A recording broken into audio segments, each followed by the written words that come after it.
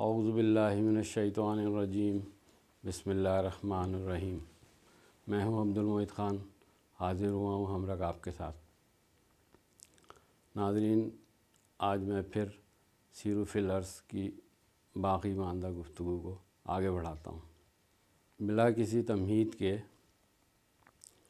جہاں پر بات چھوڑی تھی ہم نے کہ اللہ تعالیٰ کو یہ سفر بہت مرغوب ہے، بہت مطلوب ہے، بہت محبوب ہے، اور آپ نے دیکھا کہ کس طرح اللہ تعالیٰ اپنے عبادات کے نظام کو سفر کے ارد گرد ہی رکھنا چاہتا ہے، اور سفر کے ہی حوالے سے رعایات اور سہولتیں بھی آپ کو دیتا ہے۔ اسی حوالے سے ہم نے جو حج بیت اللہ کے سلسلے میں نے جو بات رکھی تھی، جب مسجد الحرام میں آپ داخل ہوتے ہیں سوائے فرض نمازوں کے، وہاں سب سے بڑی عبادت جو ہے وہ طواف کعبہ ہے۔ طواف کعبہ کیا ہے؟ گردش ہے۔ اللہ کے گھر کے آپ 7 چکر لگاتے ہیں اور اسے طواف کا نام دیتے ہیں، جو حج کا ضروری مناسک ہے۔ اللہ تعالیٰ یہ چکر کیوں لگوا رہا ہے آپ سے؟ ذرا اس کی ریزیمبلنس دیکھیں کہ یہ جو سولر سسٹم ہے، جس کا زمین ایک حصہ ہے، وہ اپنے سورج کے گرد یہ سارے 9 سیارے جو ہے وہ گردش کرتے ہیں۔ کیا اس کی ریزیمبلنس نہیں ہے اس کے طواف کعبہ کے ساتھ؟ اللہ تعالیٰ کیا چیز آپ کو واضح کرنا چاہتا ہے، کیا بتانا چاہتا ہے؟ یہ پوری کائنات، یہ پوری یونیورس ایک گردش میں ہے، ایک حرکت میں ہے، طواف لگا رہی ہے، ذات باری تعالیٰ کے گرد گھوم رہی ہے، اور اس کے حکم سے۔ یہ سب سفر کا استعارہ نہیں ہے؟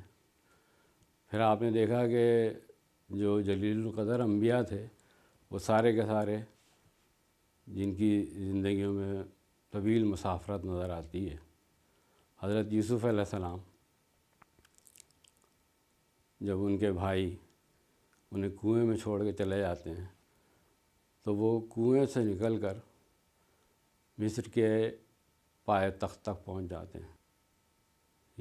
یہ سفر کا ہی چینج ہے نا۔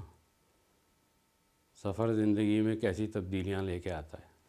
حضور اکرم صلی اللہ علیہ وسلم جب مکے سے ہجرت کر کے مدینہ تشریف لے جاتے ہیں تو ان کی زندگی یکسر بدل جاتی ہے۔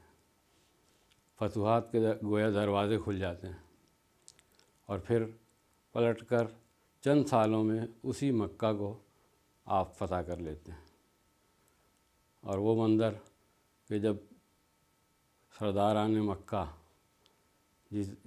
جس وقت حضور اکرم صلی اللہ علیہ وسلم دعوت دے رہے تھے تو ان کا طوطی بولتا تھا، وہ شرمندہ سروں سے سر جھکائے آپ سے رحم کی امید لگائے بیٹھے تھے، اور آپ نے عام معافی کا اعلان کیا۔ یہ سفر ہی فتح مکہ لے کے آیا۔ پھر عالم بالا کی جب سیر کی آپ نے، اور اس کے بعد جو دنیا کو جو آگاہی دی، آپ کا لب و لہجہ ہی بدل گیا تھا معراج کے بعد، عالم بالا کی سیر کے بعد۔ آپ کی کلام میں اور آپ کی گفتگو میں ایسا زور اور ایسا یقین جھلکتا تھا کہ سننے والے آشش کرتے تھے۔ یہ سب کچھ کس کی وجہ سے ہوا؟ سفر کی وجہ سے۔ سفر زندگیوں میں بہت تبدیلی لاتا ہے۔ اردو زبان کا ایک فقرہ بہت مشہور ہے، سب لوگ جانتے ہیں، اور اکثر لوگ اس کا ذکر کرتے ہیں کہ سفر وسیلہ ظفر، یعنی سفر جو ہے وہ کامیابیوں کے دروازے کھولتا ہے۔ آپ نے دیکھ لیا ان انبیاء کی زندگیوں میں کہ سفر نے ان کو کہاں سے کہاں پہنچا دیا۔ اور یہ انبیاء اس زمانے میں انہوں نے سفر کیا، اور ایسے مشکل سفرات سے گزرے جب آج کے یہ جدید وسائل نہیں تھے، ہوائی جہاز موجود نہیں تھا، جانور کی سواری یا پھر پیدل، اس زمانے میں ایسے ہی سفر ہوتے تھے، اور طویل طویل سفر، یعنی جو آپ کو اگر آپ ہسٹری بھی دیکھیں گے آپ ٹریولرز کی، کہ انہوں نے کیسے کیسے جو ہے طریقوں سے سفر کیا اور کہاں سے کہاں پہنچ گیا. تو میں انشاءاللہ اسی سلسلے کی آخری ویڈیو میں ان ٹریولرز کا بھی ذکر کروں گا، جس میں مسلم بھی ہیں اور اس میں اور نان مسلم بھی ہیں.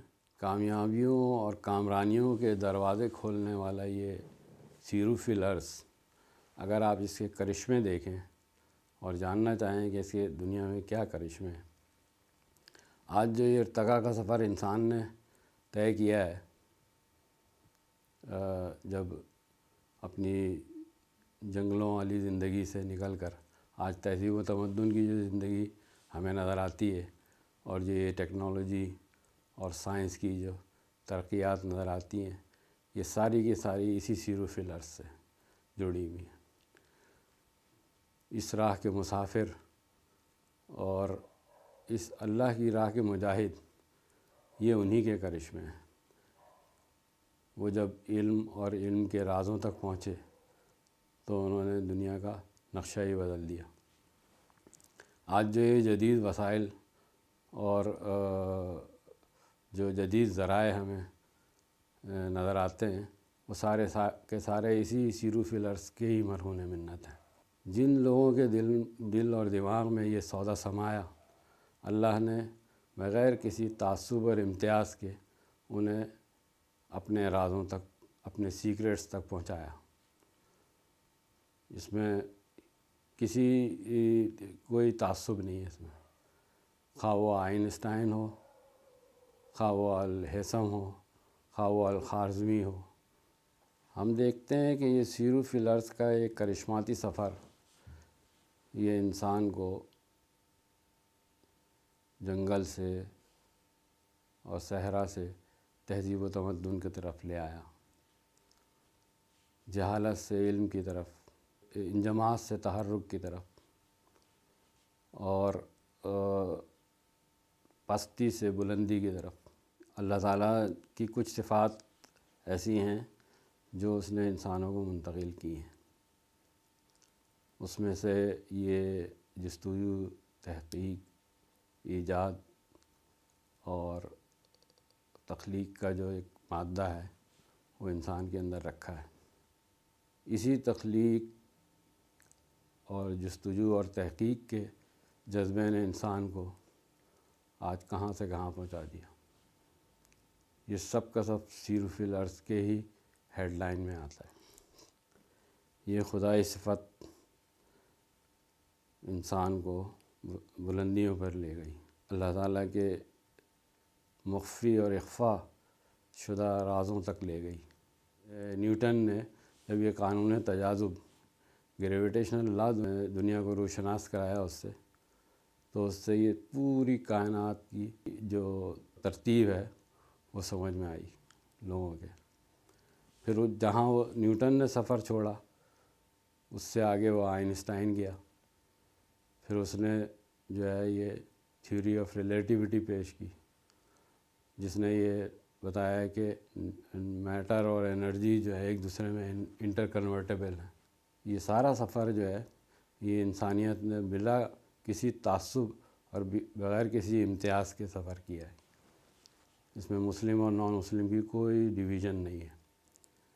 جو بھی اس راہ میں آگے بڑھا، اللہ تعالیٰ نے اپنے علم تک اسے پہنچایا.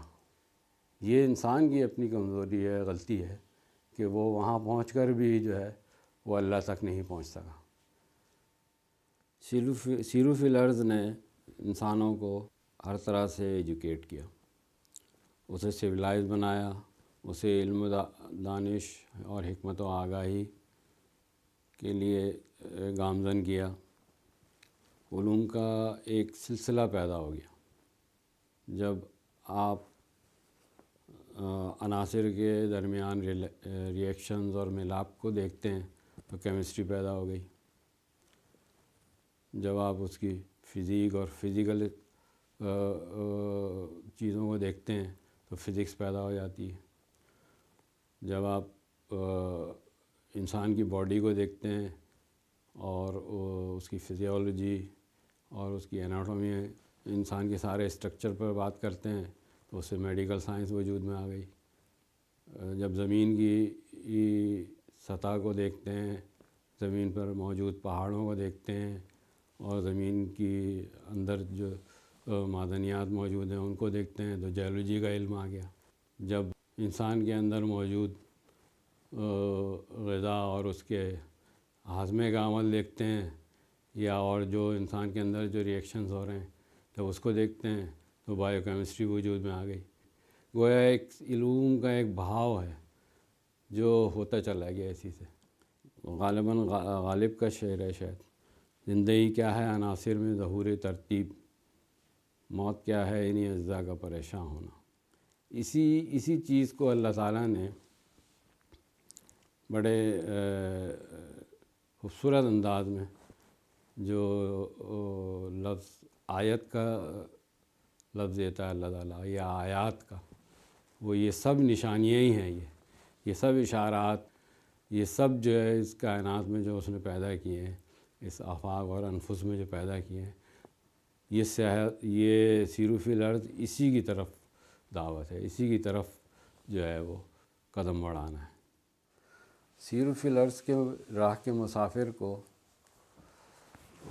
اگر علم و دانش، عبرت و نصیحت اور حکمت و آگاہی نہ بھی نصیب ہو اور حقیقت نفس الامری کا سرمایہ اس کے ہاتھ نہ بھی لگے تو کم از کم اس کو یہ 3 چیزیں ضرور اس کے ہاتھ لگ سکتی ہیں. نمبر 1 کہ یہ پوری کائنات حرکت کر رہی ہے. نمبر 2 کہ اس پوری کائنات میں ایک کنیکشن ہے، ایک کنیکٹیویٹی ہے. اور نمبر 3 کہ اس پوری کائنات میں ایک ڈسپلن ہے، ایک نظم ہے، ایک آرگنائزیشن ہے. اور جب یہ 3 نکات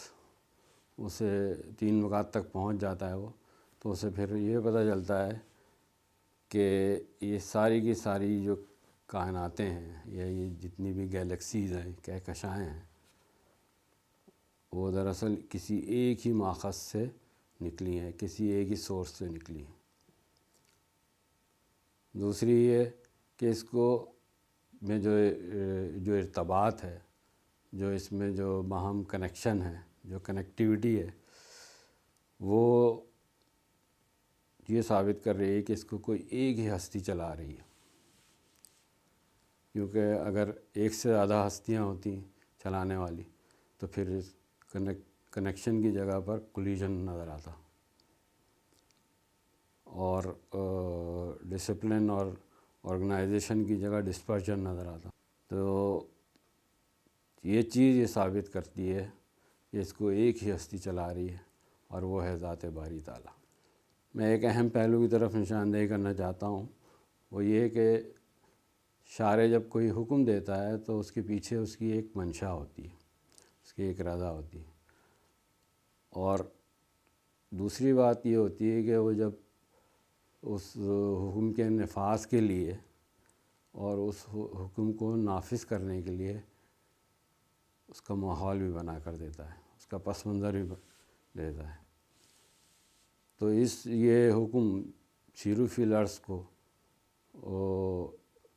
ایڈاپٹ کرنے کے لیے اور انسان کو اسے کیچ کرنے کے لیے اللہ تعالیٰ نے وہ ماحول بھی بنا کر دیا ہے. اب میں عرض کرتا ہوں یہ ماحول کیسے دیا ہے اس نے، یہ پس منظر کیا ہے. بات یہ ہے کہ یہ جو یونیورس آپ دیکھتے ہیں، یہ جو زمین جو پلانٹ اس سولر سسٹم کا حصہ ہے، جو اس میں اٹریکشن، اس میں بیوٹی اور خوبصورتی اور حسن کے سارے منظر موجود ہیں. اس کے آبشار، اس کے جھرنے، اس کی ندی نالے، اس کے سمندر، اس کے دریا، یہ نیلگوں آسمان، یہ بڑے بڑے پہاڑی سلسلے، یہ سب آپ کو اپنی طرف کھینچتے ہیں، اپنے اندر جاذبیت کا ایک پہلو رکھتے ہیں۔ یہ اٹریکشن، یہ اسی پس منظر کی بات ہے۔ پھر آپ یہ دیکھتے ہیں کہ خود انسان کے اندر جو اس نے یہ جستجو، تحقیق اور کسی نتیجے تک پہنچنے کا جو جذبہ اور جو میلان، جو رجحان رکھا ہے، جو مادہ تخلیق کرنے کا جو جوہر رکھا ہے، وہ بھی اسی پس منظر کی بات ہے۔ یہ بھی ماحول کا حصہ ہے۔ پھر اس کے بعد جو ہے پھر وہ ترغیب اور تعلیم کے ذریعے جو ہے آپ کو اس سفر کی طرف مائل کرنا چاہتا ہے۔ یہ سب اس کا پس منظر ہے۔ یہ سب وہ ماحول ہے جو اللہ تعالیٰ اس حکم کو نافذ کرنے کے لیے، جہاں وہ حکم دے رہا ہے، جہاں اس کے پیچھے اس کی ایک منشا ہے، اسی کے ساتھ ساتھ وہ آپ کو ماحول بھی دے رہا ہے۔ یہ ہر حکم کے ساتھ ہے۔ اسی چیز کو آپ ہر معاملے پر قیاس کر لیں۔ کسی بھی چیز کا جب اللہ تعالیٰ حکم دیتا ہے، اس کا ماحول بھی یہ آپ کو دیتا ہے، اور اس حکم کو نافذ کرنے کے لیے جو رکاوٹیں ہوتی ہیں، جو مزاحمتیں ہوتی ہیں، ان کو ہٹانا چاہتا ہے اللہ تعالیٰ۔ یہ شارع کی منشا ہوتی ہے۔ تو اس معاملے میں بھی آپ کو یہی چیز نظر آئے گی۔ جوش ملیح آبادی کا شعر مجھے اس وقت یاد آ رہا ہے۔ وہ فرماتے ہیں کہ ہم ایسے اہل خرد کو ثبوت حق کے لیے، ہم ایسے اہل خرد کو ثبوت حق کے لیے، اگر رسول نہ ہوتے تو صبح کافی تھی۔ عموماً اس شعر کو لوگ غلط سمجھتے ہیں کہ شاید جوش ملیح آبادی نے رسالت سے انکار کر دیا۔ ایسا بالکل بھی نہیں ہے۔ وہ تو یہ کہہ رہے ہیں کہ اہل خرد کو یہ صبح ہی کافی تھی معرفت الہی اور حقیقت الہی تک پہنچانے کے لیے۔ یہ تو اللہ تعالیٰ کا احسان ہے کہ اس نے نبیوں کا سلسلہ بھی پیدا کیا۔ اگر رسول نہ ہوتے تو صبح کافی تھی۔ اس حوالے سے میں ایک اہم پہلو کی طرف نشاندہی کرنا چاہتا ہوں کہ جہاں ہم یہ دیکھتے ہیں کہ سیروا فی الارض کا حکم جو ہے وہ بار بار اللہ تعالیٰ قرآن میں حکم دیتا ہے، تو شارع کی نظر ظاہر پر نہیں، باطن پر ہوتی ہے،